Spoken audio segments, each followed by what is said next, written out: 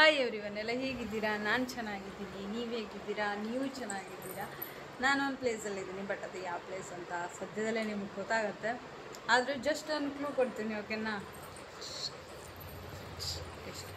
ಈ ಪ್ಲೇಸ್ ಏನು ಎತ್ತ ಎಲ್ಲ ಡೀಟೇಲ್ಸ್ ಆಗಿ ಕೊಡ್ತೀನಿ. ಓಕೆ, ಈ ವಿಡಿಯೋದ ಬಗ್ಗೆ ಮಾತಾಡೋಣ. ತುಂಬ ದಿನ ಆಯಿತು ವಿಡಿಯೋಸ್ ಹಾಕ್ತೇನೆ ಅಂತ ಹೇಳ್ಬಿಟ್ಟು ಇವಾಗ ವಿಡಿಯೋಸ್ ಮಾಡೋಣ ಅಂತ ಬಂದಿದ್ದೀನಿ.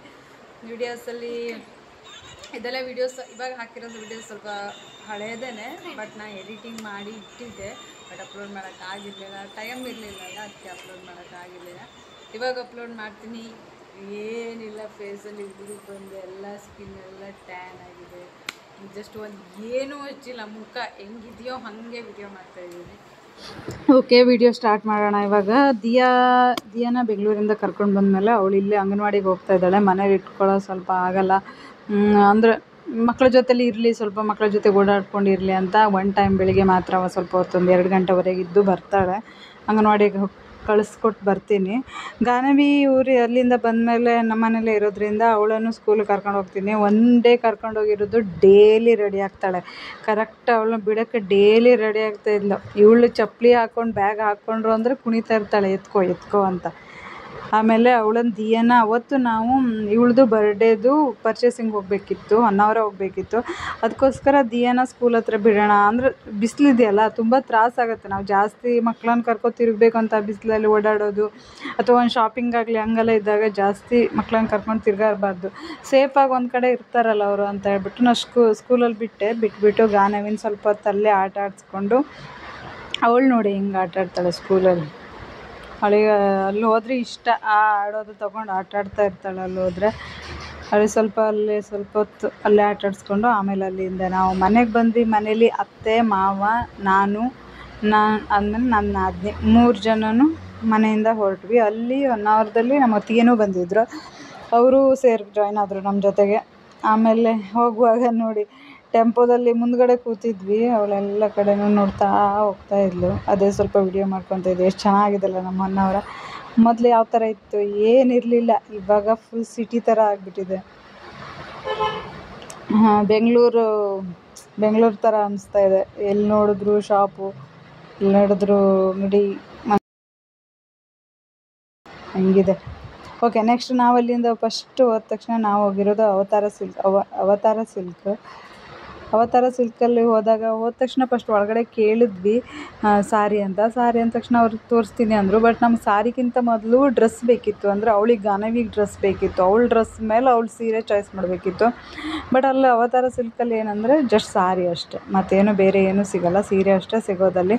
ಆಮೇಲೆ ಅದಕ್ಕೋಸ್ಕರ ನಾವಲ್ಲೇನೋ ಮತ್ತೆ ತೊಗೊಳ್ಳಿಲ್ಲ, ಅಲ್ಲಿಂದ ರಿಟರ್ನ್ ಬಂದ್ವಿ.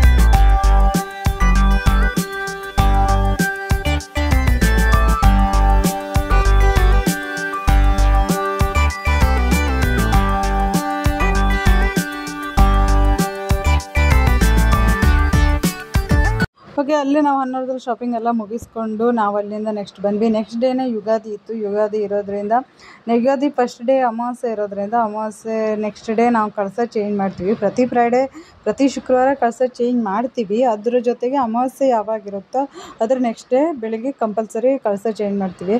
ಅದಕ್ಕೋಸ್ಕರ ಅವತ್ತು ನಾನು ಕಳಸ ಚೇಂಜ್ ಮಾಡಿದೆ. ಅಮ್ಮ ಚೇಂಜ್ ಮಾಡ್ತಿದ್ರು ಯಾವಾಗಲೂ. ಅವತ್ತು ನಾನು ಚೇಂಜ್ ಮಾಡಿದೆ. ಅವತ್ತು ಮಂಗಳವಾರ ಆಗಿತ್ತು ಅನಿಸುತ್ತೆ. ಅವತ್ತು ನಾನು ಚೇಂಜ್ ಮಾಡಿದೆ. ಅದೇ ಚೇಂಜ್ ಮಾಡುವಾಗ ಸ್ವಲ್ಪ ವೀಡಿಯೋಸ್ ತೊಗೊಳ್ಳೋಣ ಅಂತ ತೊಗೊಳ್ತಾ ಇದ್ದೆ.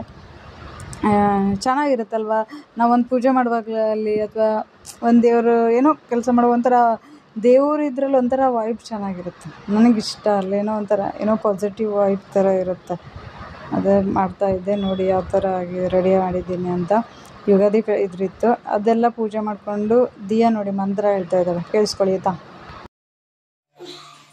ಹೇಳು. ಪೂಜೆ ಪೂಜ್ಯಾಯ ರಾಘವೇಂದ್ರಾಯ ಸತ್ಯಧರ್ಮರತಾಯ ಚ ಭಜತಾಂ ಕಲ್ಪವೃಕ್ಷಾಯ ನಮಃ ಕಾರಣತೇನವೇ ಗುರುಬ್ರಹ್ಮ ಇಸುಕಯ್ಯಂಗಲ ಕಾಲು 84 ಲಕ್ಷ ಜೀವ ರಸಿಯನ್ನು ದಾಟಿ ಬಂದ ಈ ಶರೀರ ಟನಲ್ಲ ಟನರಲ್ಲ ಅಸೆತರವಲ್ಲ ಮುಂದೆ ಬಗುದಲ್ಲ ದರ್ಶನಾಗೋ ವಿಶೇಷನಾಗೋ. ಭಾಗ್ಯದ ಲಕ್ಷ್ಮೀ ಬಾರಮ್ಮ ನಮ್ಮಮ್ಮ ನೀ ಸೌಭಾಗ್ಯದ ಲಕ್ಷ್ಮೀ ಬಾರಮ್ಮ. ಮತ್ತಿದೇಳು. ಗುರುಬ್ರಹ್ಮ ಗುರು ಬ್ರಹ್ಮ ಗುರು ವಿಷ್ಣು ಗುರುದೇವ ಮಹೇಶ್ವರ ಗುರು ಸಾಕ್ಷಾತ್ ಪರಬ್ರಹ್ಮ ತಸ್ಮೈ ಶ್ರೀ ಗುರುವೇ ನಮಃ. ನೆಕ್ಸ್ಟ್ ಪೂಜೆ ಎಲ್ಲ ಆಯಿತು. ಅವತ್ತೇ ನಾವು ಮುಗ್ಬಾ ಸುಬ್ರಹ್ಮಣ್ಯ ಹೊನ್ನಾವರದಲ್ಲಿ ಇದೆಯಲ್ಲ ಆ ಟೆಂಪಲ್ಗೆ ಹೋಗೋಣ ಅಂತ ಹೇಳ್ಬಿಟ್ಟು ದಿಯಾನ ರೆಡಿ ಮಾಡಿದೆ. ದಿಯಾಗೆ ನಮ್ಮ ಅಮ್ಮ ತಂದಿರೋ ಡ್ರೆಸ್ ಇದು. ಆ ಡ್ರೆಸ್ಸನ್ನೇ ಯುಗಾದಿಗಂತ ಹಾಕಿದ್ದೆ, ಕಾಟನ್ ಡ್ರೆಸ್ ಚೆನ್ನಾಗಿದೆ ಅದು. ಅದನ್ನೇ ಯುಗಾದಿ ಹಬ್ಬಕ್ಕಂತ ಅವಳಿಗೆ ಹಾಕ್ಸ್ಕೊಂಡು ನಾನು ರೆಡಿಯಾಗಿ ನಾವು ಹೊರಟ್ವಿ. ನಂದು ಕಳ್ಸೆಲ್ಲ ಇಟ್ಟಾದ್ಮೇಲೆ ಒಂದು ಸ್ವಲ್ಪ ಪೂಜೆ ಎಲ್ಲ ಮಾಡಿ ನಾನು ರೆಡಿ ಆದೆ. ಇವಳ ಹತ್ರ ಮೊಬೈಲ್ ಕೊಟ್ಟೆ. ಇವಳು ನೋಡಿ ಮನೇಲಿ ಎಲ್ಲ ಕಡೆನೂ ಓಡಾಡ್ಕೊಂಡು ವಿಡಿಯೋ ಮಾಡಿಟ್ಟಿದ್ದಾಳೆ. ನಮ್ಮ ಅತ್ತೆನ ನೋಡಿ, ನಮ್ಮ ಅತ್ತೆ ಮುಂದೆ ನಾನು ಹೋಗಿ ವಿಡಿಯೋ ಮಾಡೋಕ್ಕೆ ನಂಗೆ ಸ್ವಲ್ಪ ಏನೋ ಒಂಥರ ಮುಜುಗರ, ಏನೋ ಒಂಥರ ಭಯ ಅನ್ನೋಕ್ಕಿಂತ ಭಯ ಅಲ್ಲ, ಏನೋ ಒಂಥರ ಮುಜುಗರ ಅನಿಸುತ್ತೆ. ಅತ್ತೆ ಮತ್ತು ಮಾವನ ಹತ್ರ ವಿಡಿಯೋ ಮಾಡೋಕ್ಕೆ ಡೈರೆಕ್ಟಾಗಿ ಹೋಗಿ ಒಂದು ಸ್ವಲ್ಪ ಅಪ್ಪ ಅಮ್ಮನ ಹತ್ರ ಇರೋ ಕ್ಲೋಸ್ನೆಸ್ ಬರಲ್ಲ ಅಲ್ವಾ, ಎಲ್ಲ ಹೆಣ್ಮಕ್ಳಿಗೂ ಅಷ್ಟೇ. ನಮ್ಮ ದಿಯಾ ಹೋಗ್ಬಿಟ್ಟು ವಿಡಿಯೋ ಮಾಡ್ಕೊಂಡು ಬಂದಿದ್ದಾಳೆ. ಬಟ್ ನಾನು ಮಾಡ್ತೀನಿ, ನೆಕ್ಸ್ಟ್ ಯಾವತ್ತಾದರೂ ವಿಡಿಯೋದಲ್ಲಿ ನಾನು ಮಾಡ್ತೀನಿ ಆಯಿತಾ? ಓಕೆ. ಆಮೇಲೆ ನಾವು ಅಲ್ಲಿಂದ ರೆಡಿಯಾಗಿ ಮನೆಯಲ್ಲೇ ರೆಡಿಯಾಗಿ ನಾವು ಸುಬ್ರಹ್ಮಣ್ಯ ದೇವಸ್ಥಾನಕ್ಕೆ ಹೋದ್ವಿ. ನಮ್ಮ ಅಮ್ಮನ ಮನೆಯಿಂದ ನಮ್ಮ ಅತ್ತಿಗೆ ಮತ್ತು ಅಮ್ಮ ಆಮೇಲೆ ಮಕ್ಳನ್ನ ಕರ್ಕೊಂಡು ಅವರು ಬಂದಿದ್ದರು ಅಲ್ಲಿಂದ. ಇಲ್ಲಿಂದ ನಾನು ಬಸ್ಸಿಗೆ ಹೋಗಿದ್ದೆ. ಆಮೇಲೆ ಅವರು ಅಲ್ಲಿಂದ ಬಸ್ಸಿಗೆ ಬಂದರು. ನಾವು ಅನ್ನೋದರಲ್ಲೇ ಎಲ್ಲ ಸೇರಿಕೊಂಡು ಹೋದ್ವಿ. ಅಲ್ಲೇ ಬಾಳೆಕೊನೆ ಪೂಜೆ 12:30 ಪೂಜೆಗೆ ಹೋಗಿ ಮುಟ್ಟಿದ್ವಿ. ಬಾಳೆಹಣ್ಣಿನ ಅಂದರೆ ವರ್ಷಕ್ಕೊಂದ್ಸರಿ ಪೂಜೆ ಇದೆ, ಪೂಜೆ ಕೊಡ್ತೀವಿ ಅಲ್ಲಿ. ಅದ್ರ ಪೂಜೆನೂ ತೊಗೊಂಡೆ ನಾನು. ಚೆನ್ನಾಗಿದೆ ಅಲ್ವಾ? ಎಷ್ಟು ಚೆನ್ನಾಗಿ ಮಾಡಿದ್ದಾರೆ ಟೆಂಪಲ್. ಮೊದಲು ಈ ಥರ ಇರಲಿಲ್ಲ, ಇವಾಗ ಚೆನ್ನಾಗಿ ಮಾಡಿದ್ದಾರೆ. ಇಷ್ಟ ಆಯಿತು ಅಲ್ಲಿ ಹೋದ ತಕ್ಷಣ. ಒಂಥರ ಸ್ವಲ್ಪ ಮನಸ್ಸಿಗೆ ಆರಾಮ್, ದೇವ್ರ ಜೊತೇಲಿ ಇದ್ದಾನೆ ಅನ್ನೋ ಥರ ಅಂತ ಅನಿಸ್ತಾ ಇತ್ತು. ಅಲ್ಲಿ ತುಪ್ಪದ ದೀಪ ಎಲ್ಲ ಹಚ್ಚಿ ಸ್ವಲ್ಪ ಹೊತ್ತು ದೇವ್ರ ಹತ್ರ ಎಲ್ಲ ಬೇಡ್ಕೊಂಡು, ಮಕ್ಕಳು ನೋಡಿ ಹೆಂಗೆ ಆಟ ಆಡ್ಕೊಂಡಿದ್ರು ದೇವಸ್ಥಾನದಲ್ಲ. ಚೆನ್ನಾಗಿತ್ತು. ಅಲ್ಲೆಲ್ಲ ಮುಗಿಸ್ಕೊಂಡು ಮತ್ತೆ ಬಂದ್ವಿ ಮನೆಗೆ.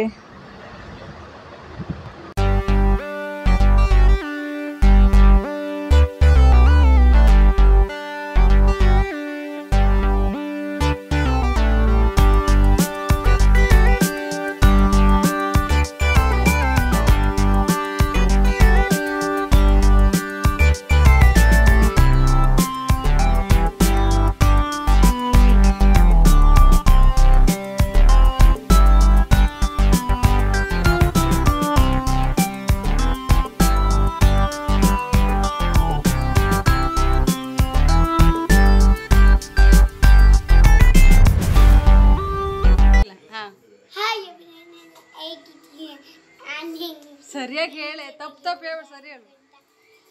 ಸ್ಟಾರ್ಟಿಂಗಿಂದ ಹೇಳು, ಸ್ಟಾರ್ಟಿಂಗಿಂದ. Hi everyone.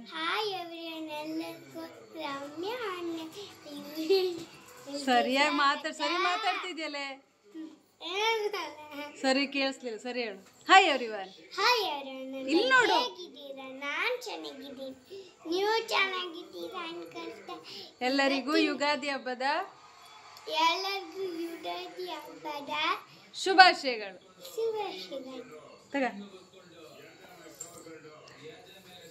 ನೆಕ್ಸ್ಟ್ ಮನೆಗೆ ಬಂದ ತಕ್ಷಣ ಅವಳಿಗೆ ಸ್ವಲ್ಪ ನಾನು ರೆಡಿ ಮಾಡಿ ಯುಗಾದಿ ಸೆಲೆಬ್ರೇಷನ್ ಥರ ಒಂದು ರೀಲ್ಸ್ ಮಾಡೋಣ ಅಂತ ಹೇಳ್ಬಿಟ್ಟು ಅವಳಿಗೆ ಸ್ವಲ್ಪ ಚೆನ್ನಾಗಿ ರೆಡಿ ಮಾಡಿದೆ. ಇದು ನನ್ನದೇ ಡ್ರೆಸ್ಸು, ನನ್ನ ಎಂಗೇಜ್ಮೆಂಟ್ ಡ್ರೆಸ್ ಅದು.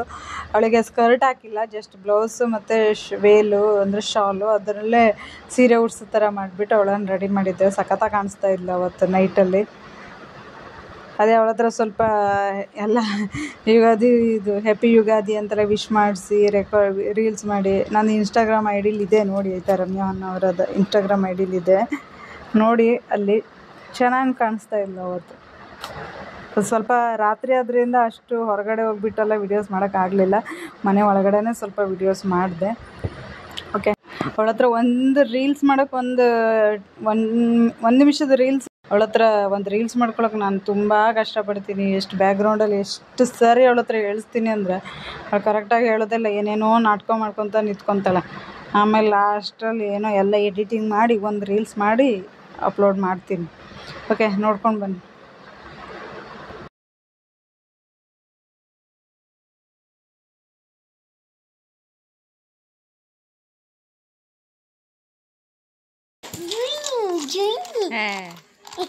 ದೂರ ನಿಂತು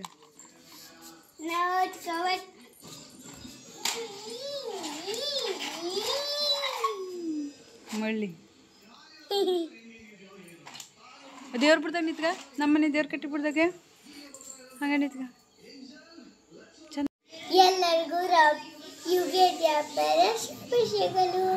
ಎಲ್ಲರೂ ಬೇವು ಬೆಲ್ಲ ತಿಂದು ಒಳ್ಳೆ ಮಾತಾಡೋಣ. ಹೇಳೆ, ಒಳ್ಳೆ ಮಾತಾಡೋಣ. ಹಾ, ಮತ್ತೊಂದ್ಸರಿ ಎಲ್ಲರಿಗೂ ಯುಗಾದಿ ಹಬ್ಬ ಹಿಂಗೆ ಹಿಡ್ಕೊಂಡೆ ಹಾರ್ದಿಕ ಶುಭಾಶಯಗಳು. ಎಲ್ಲರೂ ಯುಗಾದಿ ಹಬ್ಬದ ಶುಭಾಶಯಗಳು. ಎಲ್ಲರೂ ಬೇವು ಎಲ್ಲ ತಿಂದು ಒಳ್ಳೆ ಮಾತಾಡೋಣ.